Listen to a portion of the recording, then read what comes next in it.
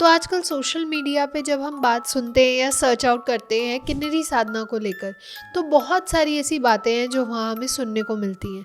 तो सबसे ज़्यादा भ्रमित बात आपने आज तक क्या सुनी है? सोशल मीडिया पे जितनी भी बातें चलती हैं उन बातों में से सबसे ज्यादा भ्रमित करने वाली जो बात है वो भ्रमित करने वाली बात ये है कि YouTube पे सोशल मीडिया में लोग बोलते हैं कि 3 दिन में किन्नरी साधना सिद्ध हो जाएगी, या 1 दिन में किन्नरी साध सिद्ध हो जाएगी, या 7 दिन में किन्नरी साधना सिद्ध हो जाएगी। भैरव की शक्ति को सिद्ध करने के लिए भैरव के बराबर ऊर्जा होनी चाहिए आपके अंदर। कुछ साधक होते हैं जो कहते हैं कि हमने साधना तो शुरू करी, लेकिन जब उन्हें कुछ ऐसे अभाव होने लगे जैसे अभी आपने बताया था, तो ऐसे कुछ लोग ना साधना छोड़ देते हैं। तो क्या ये सही है या उन्हें साधना छोड़नी नहीं चाहिए?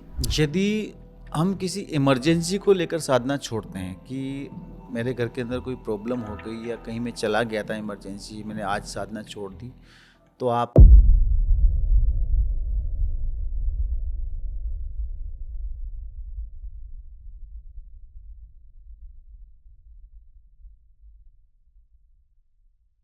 जब भी तंत्र की कुछ रहस्यमयी साधनाओं की बात करते हैं तो कुछ नाम हमारे जहन में बार बार आते हैं।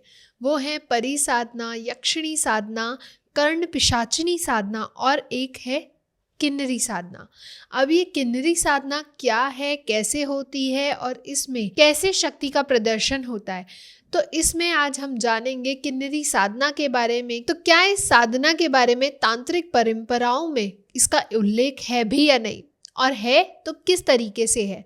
आज हम समझेंगे किन्नरी साधना के बारे में सिद्धेश्वर जी महाराज से। तो चलिए शुरू करते हैं और समझते हैं किन्नरी साधना को। वेलकम स्वामी जी, कैसे हैं आप? बढ़िया, बस क्लास हैं, बढ़िया। आज का जो टॉपिक है वो है किन्नरी साधना। हमने सिर्फ नाम सुना है, इसके बारे में ज़्यादा जानते नहीं है, तो हम बिल्कुल शुरुआत से जानना चाहेंगे कि ये किन्नरी साधना होती क्या है। किन्नरी साधना से पहले अपन किन्नरी के बारे में जानेंगे। किन्नरी होती क्या है ना। साधना तो अपन साधना का अलग टॉपिक लेंगे, वो बीच में छेड़ेंगे अपन, बट अभी अपन किन्नरी के बारे में जानेंगे। किन्नरी जो शक्ति है एक पावर है, अच्छा, जो कि पारलौकिक शक्तियों की जो सूक्ष्म शक्तियां हैं, उन सूक्ष्म शक्तियों में जो उपदेवियां होती हैं, उन उपदेवियों की एक सूक्ष्म शक्ति है जिसको आप किन्नरी शक्ति बोल सकते हैं। ठीक है, ये जो शक्ति है रूप, सौंदर्य, नृत्य कला, संगीत कला और जो चंचलता होती है, इसकी प्रतीक मानी जाती है। इस कार्य में जो लोग निपुण होना चाहते हैं वो इसकी साधनाएं करते हैं। तो ये एक पारलौकिक शक्ति है जो उपदेवियों की सूक्ष्म शक्ति है। लेकिन जब हम शब्द सुनते हैं किन्नरी, तो उसके हमारे मन में बहुत सारे विकल्प आते हैं, बहुत सारे अर्थ आते हैं। तो कौन कौन सी ऐसी शक्तियां हैं, किस तरीके से इस शक्ति का उत्पन्न हुआ? इसमें क्या होता है कि आपने जैसे ही नाम सुना किन्नरी, किन्नरी का मतलब आपके दिमाग में एक इमेज बन गई कि किन्नरी का मतलब हो गया थर्ड जेंडर जी, ठीक है ना, एक स्त्री, एक पुरुष, और थर्ड जेंडर होता है किन्नर या किन्नरी, हम लोग उनको बोलते हैं। जी। ठीक है, बट ऐसा नहीं है। यहाँ से ऊपर जो भी परलोक है, स्वर्ग लोक बोल लीजिए आप, उसके अंदर एक ये जाति है। जैसे कि गंधर्व होते हैं, यक्ष होते हैं, यक्षिणियाँ होती हैं, अप्सराएं होते हैं, इसी प्रकार ये एक योनि है किन्नरी। हाँ, और ये किन्नरी अपने संगीत कला में, अपने गायन कला में और नृत्य कला में निपुण होती है, और ये एक सूक्ष्म शक्ति के रूप में उभर के आती है, जिसकी साधना लोग अपने गायन और नृत्य कला को अपने और अच्छे से करने के लिए इसकी साधनाएं करते हैं। तो सर, जैसे हमने नृत्य के बारे में जाना, तो नृत्य तो अप्सराओं के लिए भी है। हम बहुत मानते हैं, बहुत प्रचलित भी है कि अप्सराओं को अगर हम उनकी साधना करते हैं, उनको सिद्ध करते हैं, तो हम नृत्य कला में निपुण हो जाते हैं। ऐसे ही यक्षिणियाँ या यक्ष को हम संगीत से जोड़ते हैं। तो इन तीनों में क्या अंतर है? हम अंतर के बारे में बात करें तो जो यक्षिणी होती है वो यक्षिणी जो यक्षराज कुबेर हैं जी, जिनकी सहचरियां होती हैं। अच्छा, ठीक है, तो यक्ष और यक्षिणी तो यक्ष की जो सहचरियाँ हो गई वो यक्षिणियाँ हो गई। यक्षिणियाँ धन से संबंधित काम करती है, जैसे कि किसी के घर के अंदर गड़ा धन होता है, पॉइंट का धन होता है, उसको देखना, उसको निकालना, आपके पास में धन की व्यवस्था नहीं है तो वो धन की व्यवस्था करना। इसकी साधना करने के बाद में व्यक्ति के पास में धन कहाँ से आ रहा है, कैसे आ रहा है, इसका कोई पता नहीं रहता, धन आता रहता है और घर के अंदर सारे काम होते रहते हैं। तो जो यक्षिणी होती है वो धन संबंधित सारे काम करती है। ठीक है, अब आते हैं हम अप्सरा पे। अप्सरा सौंदर्य लोलुपता वाले जो लोग होते हैं, जिनको सुंदरता पसंद होती है, जिनको कि मतलब जो भोग विलासी केवल पसंद होते हैं, ऐसे लोग अप्सराओं की साधना ही करते हैं, जिनको बस अपना धन संबंधित काम भी हो जाए और अपना जो पत्नी या प्रेमिका संबंधित काम भी हो जाए। ये चीज़ें जिनकी मतलब लालसा में रहती हैं वो लोग अप्सरा की, मतलब अप्सरा एक सुंदर बिल्कुल नव युवती की तरह होती है जो धन का काम करती है और पत्नी और प्रेमिका के रूप में आपके घर के अंदर निवास कर सकती है। अच्छा। अब आती है हमारी किन्नरी। जो किन्नरी है, ये किन्नरी नृत्य, गायन, संगीत प्लस इसके साथ में जो आपके छोटे मोटे घर के काम करते हैं, जो भी कि किसी का थोड़ा सा इलाज करना है, किसी का कुछ देखना है, किसी को झाड़ा वगैरह लगाना है, ये जो छोटे छोटे इलाज होते हैं ये सूक्ष्म शक्ति किन्नरी के द्वारा की जाती हैं। तीनों में ये अलग अलग भेद, अलग अलग इनके अंतर हैं। तो आजकल सोशल मीडिया पे जब हम बात सुनते हैं या सर्च आउट करते हैं किन्नरी साधना को लेकर, तो बहुत सारी ऐसी बातें हैं जो वहाँ हमें सुनने को मिलती हैं। तो सबसे ज़्यादा भ्रमित बात आपने आज तक क्या सुनी है? सोशल मीडिया पे जितनी भी बातें चलती हैं उन बातों में से सबसे ज़्यादा भ्रमित करने वाली जो बात है, वो भ्रमित करने वाली बात ये है कि यूट्यूब पे, सोशल मीडिया में लोग बोलते हैं कि 3 दिन में किन्नरी साधना सिद्ध हो जाएगी, या 1 दिन में किन्नरी साधना सिद्ध हो जाएगी, या 7 दिन में किन्नरी साधना सिद्ध हो जाएगी। परंतु ऐसा नहीं है। जब तक आपके पास में उस शक्ति को बराबर सिद्ध करने के लिए ऊर्जा आपके पास में नहीं है, तब तक आप उस शक्ति को सिद्ध नहीं कर सकते। यदि आपके अंदर वो पावर नहीं है कि मैं 50 किलो वजन एक हाथ से उठा सकूं, तो आप नहीं उठा सकते उसको। इसी प्रकार उस शक्ति को सिद्ध करने के लिए, भैरव की शक्ति को सिद्ध करने के लिए भैरव के बराबर ऊर्जा होनी चाहिए आपके अंदर, कि तभी आप उस शक्ति को सिद्ध कर पाओगे। परंतु जो यूट्यूबर वगैरह होते हैं जो इस साधना संबंधित बातें बताते हैं, वो लोग अपने व्यूज बढ़ाने के लिए प्लस अपने जो मतलब क्राउड, जो भीड़ अपने आश्रम पे बढ़ाने के लिए, शिष्यों की भीड़ बढ़ाने के लिए झूठ बोल के लोगों को फंसाने के लिए ऐसा बोलते कि 1 दिन में साधना हो जाएगी, 2 दिन में हो जाएगी, लेकिन नहीं होगी। ऐसे असफल शिष्य बहुत से हमारे पास आते हैं जो बोलते हैं गुरुजी 1 दिन की साधना बताई दी, हमें 6-6 महीने हो गए, 4-4 महीने हो गए, कुछ भी नहीं हो रहा। फिर हम उनको प्रत्यक्ष बात बताते हैं कि बेटा ये बात है और इस तरह से आप साधना सिद्ध करोगे तो साधना होगी, अन्यथा नहीं होगी। तो सबसे कड़वी बात मान लो या सबसे बड़ी बात मान लो यही है कि लोग 1 दिन 2 दिन करके भ्रमित करते हैं लोगों को। वो भ्रमित नहीं करना चाहिए। तो हर व्यक्ति किन्नरी साधना करना क्यों चाहता है? क्या उद्देश्य हो सकता है उनका? हर व्यक्ति किन्नरी साधना इसलिए करना चाहता है कि मतलब एक तो आपके मृत्यु लोक से ऊपर के लोक की शक्ति है, ठीक है। दूसरा, ये जो शक्ति है ये एक अलग से जो योनि है, किन्नरी की योनि, ये आपके घर के सारे कार्य भी करती है, ठीक है ना। हाँ, और ये शक्ति साधक को परेशान नहीं करती है। जैसे कि यदि आप कोई कामाक्षा अप्सरा या कोई नॉर्मल अप्सरा या उर्वशी अप्सरा या आप कोई भी यक्षिणी वगैरह सिद्ध करते हैं, तो वो साधक को परेशान कर देती है। वो उसको काम लोलुपता में डाल के और साधक को 24 घंटे परेशान कर देती है। परंतु किन्नरी जो है वो घर के काम भी करेगी, कुछ भूत और वर्तमान भी देखेगी, प्लस किसी का थोड़ा बहुत इलाज भी करेगी। परंतु ये आपको किसी भी प्रकार की काम लोलुपता की ओर नहीं ले जाएगी। ये नॉर्मल रहकर अपने घर के अंदर काम करती, इसलिए लोग इसकी साधना करना ज़्यादा पसंद करते हैं। तो क्या हर व्यक्ति किन्नरी साधना कर सकता है? क्या इसके लिए भी कोई पात्रता होती है? देखो जी, इसके लिए कोई भी व्यक्ति साधना तो कर नहीं सकता, है ना। एक सामान्य व्यक्ति है, उसको पता ही नहीं कि किन्नरी क्या होती है, क्या नहीं होती। तो सबसे पहला जो इसका चरण हम बोल सकते हैं, वो चरण ये है कि आप एक अच्छा गुरु देखिए, गुरु धारण कीजिए। गुरु धारण करने के बाद में आप उनसे गुरु मंत्र लेकर गुरु मंत्र का जाप कीजिए, कुछ ध्यान कीजिए, कुछ मेडिटेशन कीजिए, कुछ आप योग कीजिए। और वो सब करने के बाद में आपको लगे कि मैं 2 घंटे 3 घंटे बैठ सकता हूँ, तब जाके आप साधना स्टार्ट कीजिए। भले वो किन्नरी साधना हो, अप्सरा साधना हो, या जिन्न साधना हो, या प्रेत साधना हो। साधना तब तक आप नहीं कर सकते जब तक आप उसका बेसिक कंप्लीट नहीं कर लेंगे। तो आपका कम से कम आसन जो बैठने का होना चाहिए 2 घंटे होना चाहिए। पहला तो जो इसके लिए आवश्यकता है, वो आवश्यक नियम यही है कि आपका आसन कंप्लीट होना चाहिए 2 घंटे का, आपके पास कवच और कीलन कंप्लीट होना चाहिए, आपके पास गुरु मंत्र होना चाहिए। ये तीनों चीजें हैं तो फिर आपके आगे कोई भी साधना कर सकते हो। तो मतलब गुरु का होना इसमें बहुत अनिवार्य होता है। तो क्या आजकल जो बिना गुरु मार्गदर्शन के ऐसे ही सोशल मीडिया पर जो मंत्र मिल जाते हैं, अगर कोई साधक उनकी मंत्र जाप करना चाहे, उनकी उपासना करना चाहे, उससे एक किन्नरी साधना को सिद्ध करना चाहे, तो क्या वो होती नहीं है? आजकल सोशल मीडिया पे बहुत से लोग हैं जो मंत्र सहित आपको विधि विधान दे देते जी। हैं, ठीक है ना। परंतु आपके पास मंत्र है, आपके पास विधि विधान भी है, बट आपके पास गुरु नहीं है, ठीक है ना। तो आप इसको यूं समझिए कि ठीक है, आप साधना तो कर रहे हैं, ठीक है, परंतु ये वैसा सिस्टम हो गया कि आप अंधेरे में तीर चला रहे हैं। आपको पता नहीं है कि लक्ष्य कहाँ पर है, ठीक है ना।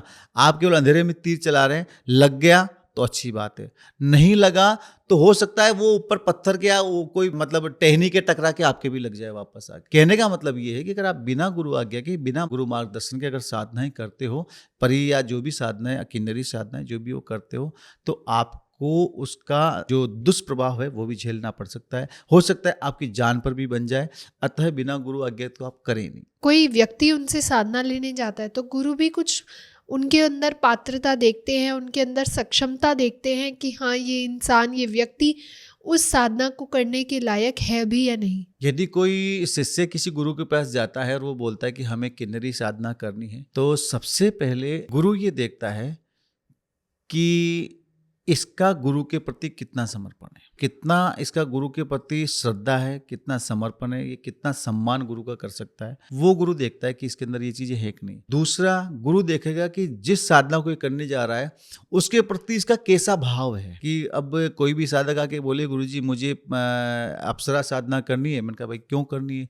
गुरुजी मैं प्रेमिका रूप में उसको रखना चाह रहा हूँ। भाव गलत है उसका, तो वहां पर गुरु वो चीज देने में एक बार के लिए मना करेगा, नहीं हम ये साधना नहीं करवा सकते। परंतु उसके अंदर पात्रता है, वो सहनशील होना चाहिए। जो भी साधक है सहनशीलता होनी चाहिए, निडर होना चाहिए, उसके पास में बिल्कुल मतलब सहन शक्ति पूरी होनी चाहिए। तब जाके ही किन्नरी साधना या अप्सरा साधना, कोई भी साधना कोई गुरु करवाएगा, अन्यथा नहीं कर। ऐसी कोई पात्रता विशेष नहीं होती, परंतु गुरु मंत्र की पात्रता, शिष्य का भाव, शिष्य की मानसिक स्थिति, कि इसकी मानसिक स्थिति कैसी है, वो सारी चीजें देखी जाती है। उसके बाद भी हम लोग साधना करवाते हैं। अगर कोई व्यक्ति साधना कर रहा है तो उस टाइम पर या उस समय किन किन चीजों की सबसे ज्यादा जरूरत होती है? साधना करने से पहले और साधना करते समय केवल 3 चीज की आवश्यकता होती है। क्या? पहला, गुरु मंत्र जी। दूसरा, आपके साथ कवच और कीलन होना चाहिए, आपके खुद के सिद्ध किए हुए। तो क्या किन्नरी साधना करते समय कोई जान हानि का खतरा भी होता है? बिल्कुल होता है।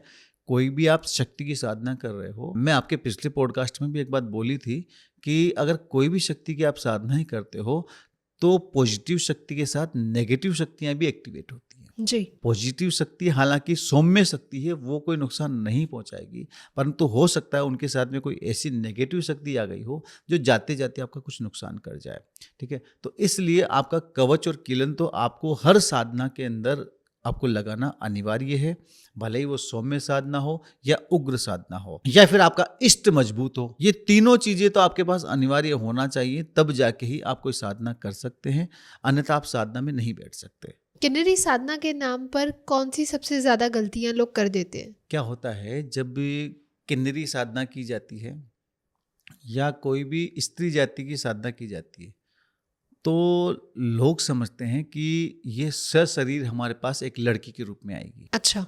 परंतु जो किन्नरी साधना होती है, ये एक सूक्ष्म शरीर होता है। जैसे आत्मा नहीं होती, अपने को फिल्मों में दिखाया जाता है कि आत्मा उसमें से निकल कर चली गई है, उस टाइप से एक ज्योति के समान में ये आत्मा होती है, जो एक लड़की के प्रतिबिंब में दिखाई देती है, लेकिन टच नहीं कर सकते उसको। वो अच्छा। एक भौतिक शरीर में नहीं आती है, वो केवल एक मतलब धुआं टाइप का, ज्योति टाइप की शक्ति होती है, उस टाइप में आती है। सबसे बड़ी गलती ये करते हैं लोग कि ये सोचते हैं कि नहीं मुझे तो शक्ति सशरीर मिलेगी, मैं ऐसे बात करूँगा, वैसे बात करूँगा, उससे ये मंगवाऊँगा, वो मंगवाऊँगा।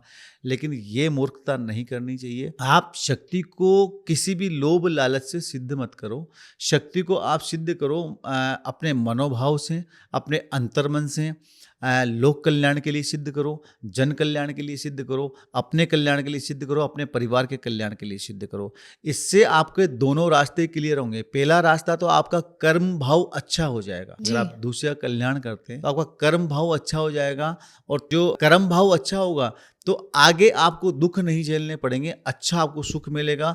और तीसरा इससे क्या होगा, आपको सीधे मोक्ष की प्राप्ति होगी। यदि आपके कर्म भाव अच्छे हैं, आपने कर्म अच्छे किए हैं, तो आपको जन्म मरण के चक्कर में भटकना नहीं पड़ेगा। कई लोग होते हैं जो शक्तियों को सिद्ध करते हैं और फिर उनसे उल्टे सीधे काम करवाते हैं, ठीक है। परंतु जब शक्तियाँ उल्टा सीधा काम करती है तो वो उल्टा काम तो करेगी, बट वो उसका नेगेटिव इफेक्ट भी छोड़ेगी आपके ऊपर। जी। क्योंकि आप जैसा अन्न खाओगे और वैसा ही आपका शरीर होगा और वैसा ही आपका मन होगा। तो आप उनसे उल्टे काम करवाओगे तो उसका दुष्प्रभाव भी आपके ऊपर छोड़ेगा, और उस दुष्प्रभाव के कारण कई लोग ऐसे होते हैं जो अकाल मृत्यु खत्म हो जाते हैं और वो फिर भटकते रहते हैं। जी। अब वो जब तक या तो उनके घर वाले, जो भी परिवार वाले हैं, वो मोक्ष नहीं करवाते हैं, साल 2 साल 3 साल 4 साल 5 साल 10 साल, कईयों को तो 100 साल निकल जाते हैं। ऐसे हमारे पास पेशेंट जो आते हैं, कभी कभी उन पेशेंटों का जब हम देखते हैं, उनके अभी लेटेस्ट में अभी 2 महीने पहले हमारे पास में एक पेशेंट आया था जिसके घर में 104 साल पहले कोई औरत जलकर थी। वो औरत उसके घर के अंदर प्रेत योनि में मौजूद है। अच्छा। हाँ, जिसको प्रेतनी बोल सकते हैं हम लोग। वो उस घर के अंदर प्रेतनी की योनि में मौजूद है और वो उन सब घर वालों को परेशान कर रखी है। उसको परेशान करते में 3 पीढ़ी हो गए, बट वो किसी भी देवी देवता के या एस्ट्रोलॉजर के या किसी के भी पकड़ में नहीं आई। फिर मैंने उनको देखा, देखते ही सामने जब हमारी शक्ति से हमने बात की, हमारी शक्ति ने बताया कि इनके घर के अंदर कोई लड़की है जो आज से 104 साल पहले जलकर थी। इनसे पूछो ऐसा है कि नहीं। जब उन्होंने उनसे पूछा तो उन्होंने बताया, गुरुजी एक लड़की थी जो हमारे परदादा थे, 3री 4थी पीढ़ी हो गई, उस समय पे कोई थी। तो वो लड़की क्या है कि जलकर खत्म हो गई थी। वो प्रेतनी के रूप में है। जब उनको उनका सिस्टम बताया कि इनकी आप गया तीर्थ जाइए, गया तीर्थ जाके आप इनके मोक्ष करवाइए, जैसे हम बताएंगे वैसे प्रॉपर तरीके से मोक्ष करवाइए, इनकी मोक्ष हो जाएगी और आपका घर का जो भी है शुभ मंगल आराम से हो जाएगा। तो वैसा उन्होंने किया। अभी पिछली अमावस्या पे वो करके आए हैं गया तीर्थ जाके। और अभी मेरे पास परसों ही कॉल आया था उनका कि गुरुजी हमारे घर के अंदर शांति है, और पहले से हमें घर के अंदर ऐसा लग रहा है कि जैसे घर के अंदर कोई बाहर आ गई हो। पहले ऐसा घुसते हैं ऐसा महसूस होता था कि जैसे मायूसी सी छाती है ना घर के अंदर, वैसा मायूसी घर के अंदर, हाँ बिल्कुल भारीपन, जैसे नेगेटिविटी था, माहौल रहता था, वो आज खत्म हो गया है और हमारे घर के अंदर बाहर। तो कहने का मतलब ये है कि अगर आप अकाल मृत्यु जाते हो तो आपको भटकना ही पड़ेगा। इसलिए जो शक्तियां होती हैं इनको आप जिस रूप में ये आती हैं उस रूप में आप स्वीकार करें और आप इनसे कोई भी गलत काम नहीं करवाएं, अच्छे काम करवाएं।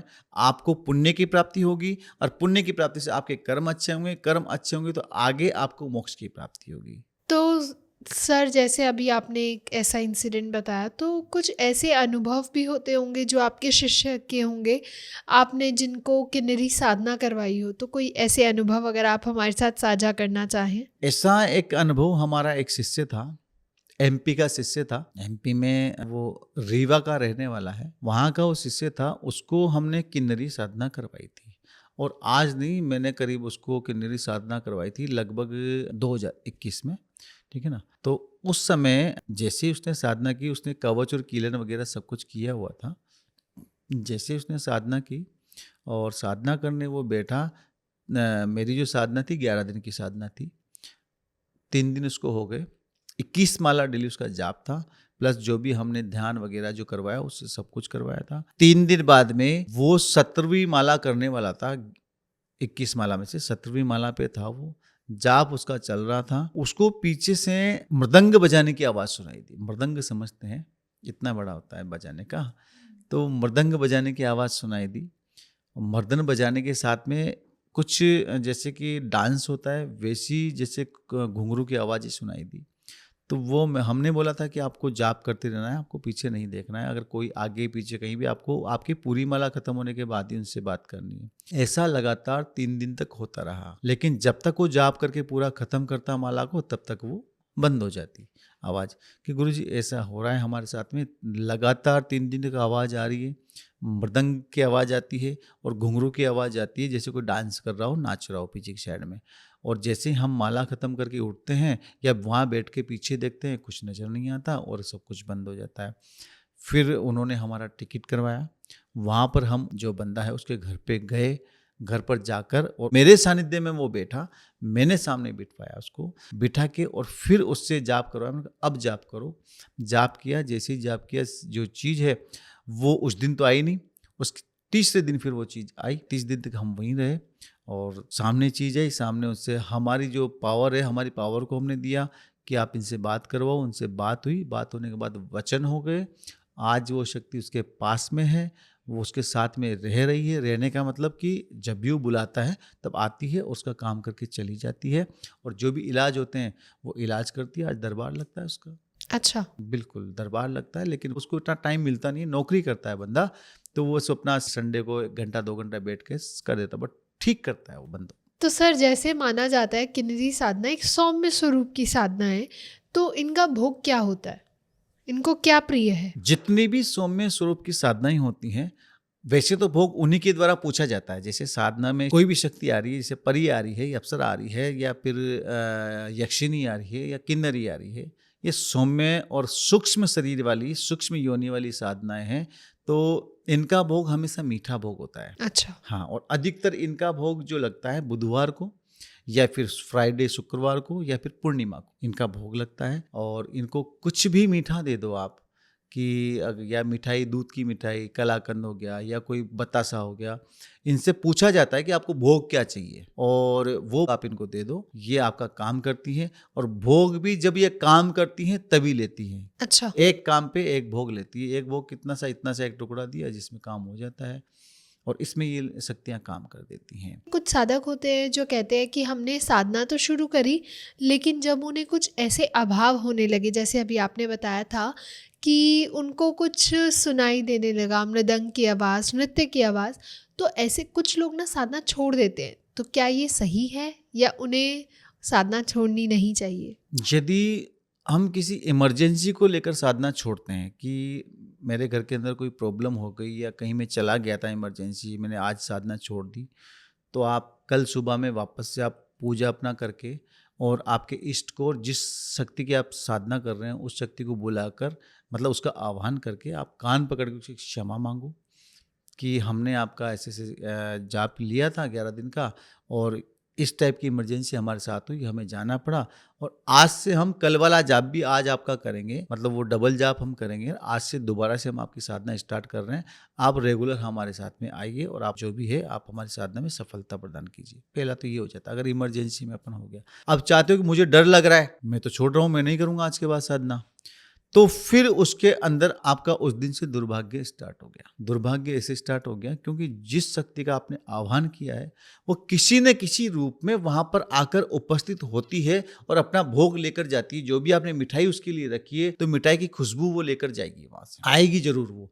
जिस चीज का आपने आह्वान किया है वो चीज 101% आएगी, आकर सूक्ष्म शरीर से आपका भोग, जो भी आपने भोग चढ़ाया है, आप भले काली का आह्वान कर लो, भैरव का कर लो, बजरंग का, किसी भी शक्ति का आप आह्वान करते हो, 100% वो शक्ति आकर उसका भोग लेकर जाएगी। अब आपने आह्वान किया है, वो शक्ति आई है, भोग लेकर गई है। अब आपने अचानक साधना बंद कर दी, मुझे डर लग रहा है गुरुजी, मैं तो कल से बंद कर रहा हूँ और मुझे बताया भी नहीं, गुरु को बताया भी नहीं कि मैं बंद कर रहा हूँ, बंद कर दी।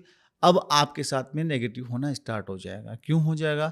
क्योंकि आपके साथ शक्ति जुड़ चुकी थी, आपको आभास हुए हैं, मृदंग की आवाज़ आई है, आपको डांस करने की आवाज़ आई है, सब कुछ हुआ है आपके साथ में, फिर आप साधना छोड़ रहे हो, तो वो मूर्खता है। तो ऐसा कभी किसी के साथ हुआ है? नहीं, हमारे तंत्र जीवन में तो कभी ऐसा हुआ नहीं है, बट हमारे विचार हैं ऐसे, प्लस जो लोग कहते हैं ऐसा कुछ भी हमने ऐसा किया था, कबीर ऐसा छोड़ दिया तो ऐसा हमारे साथ हो गया। बहुत से लोग हमारे पास आते हैं, हमने करवाया नहीं है बट ऐसे आते हैं, जैसे कि अभी सानिध्य साधना बहुत से लोग करवाते हैं, एक दिन की साधना करवा के, है ना, और उसको हम छोड़ देते हैं। छोड़ने का मतलब जैसे कोई भी हो रहा है 3 दिन की साधना करवा रहा है कि 3 दिन साधना, सब सानिध्य साधना है, आप आओ साधना करो, ये वो, कोई 1 दिन ही करा रहा है, कोई 2 दिन ही करा रहा है, बहुत से लोग करवा रहे हैं।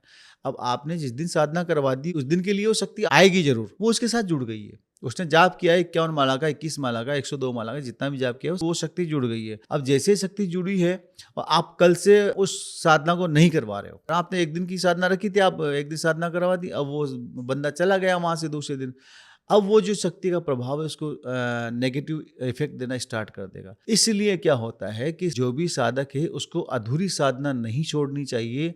साधना का अगर संकल्प लिया है तो मरते दम तक उसको पूरा करना चाहिए, या फिर उसको कहकर छोड़ना चाहिए कि मुझे 3 दिन का इमरजेंसी, माता मुझे 3 दिन का इमरजेंसी काम आ गया है और मैं 3 दिन के बाद में आपका ये 3 दिन वाला जाप डबल करूंगा, लेकिन मुझे आज के लिए क्षमा करें। ऐसा करके आप उससे आप छोड़ सकते हो 3 दिन 4 दिन के लिए, बट अधूरी आपको नहीं छोड़ना चाहिए। तो सर, अनुभव की अगर हम बात करें तो जैसे हमने एक अनुभव तो सुना कि वहाँ पे ढोल मृदंग की आवाज़ आती है, नृत्य की आवाज़ आती है, तो ऐसे क्या क्या और अनुभव हो सकते हैं एक साधक को किन्नरी साधना करने के जो दौरान? भी किन्नरी की साधना अगर कोई करता है तो उसके अंदर हल्की सी खुशबू आना, जैसे हल्की सी महक आना स्टार्ट हो जाए आपके पास से, ठंडी हवा चलना, हल्का सा जैसे ठंडा है बिल्कुल, जैसे कमरा ही चिल्ड हो गया हो, इतनी भयंकर आपके आसपास हवा चल रही है, या थोड़ा सा घुंघरू की आवाज़ आना, या आपको नींद आना। अगर आपके आसपास शक्ति है तो पहला प्रथम अनुभव जो होगा वो आपको पहली या दूसरी या तीसरी माला में नींद आना स्टार्ट हो जाएगा। इतनी नींद आनी स्टार्ट होगी कि आपकी माला भी नीचे गिर जाएगी और आप एक बार के लिए तो सो जाओगे, मतलब इतना भयंकर आपको नींद आएगा। अगर आपको नींद आना स्टार्ट हो रहा है तो आपको समझ जाना चाहिए कि आपकी शक्ति आपसे कनेक्ट हो चुकी है। अच्छा। वो नींद आपको दिला के सुलाना चाहती है कि आप साधना ना करो, क्योंकि कोई भी शक्ति गुलाम बन के नहीं रहना चाहती। आज मैं आपको कहूं कि मैं आपको गुलाम बना के रखूंगा और भले आपके गेट के सामने जाके 5-6 माला रोज का जाप करो, तो बनोगे? नहीं बनोगे ना। आप मुझे भगाने की कोशिश करोगे वहां से कि भाई जा यहाँ से, मैं नहीं बनना चाहती, ठीक है ना। हाँ, और इसी प्रकार से शक्तियां होती हैं।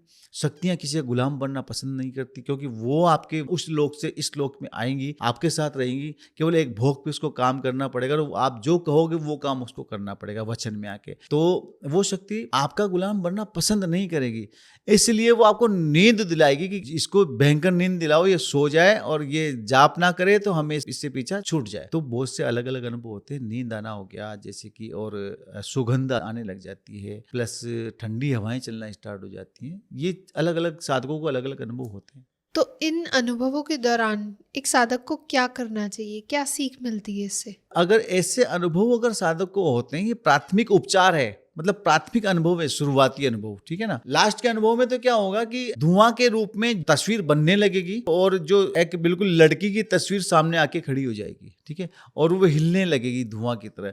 उससे आप बात करो, सामने आवाज आती है, तो वो तो लास्ट के अनुभव। लेकिन ये प्राथमिक अनुभव जो है, इनके अंदर अगर ऐसे अनुभव आपको हो रहे हैं ना, फिर आपको साधना को नहीं छोड़ना चाहिए, फिर आपको साधना को बढ़ाते रहना चाहिए। अगर हो सकता है कि आपकी साधना 7वें दिन से अनुभव चालू हुई या 5वें दिन से आपकी साधना 11 दिन की है, तो आप 21 दिन की कर दो उसको।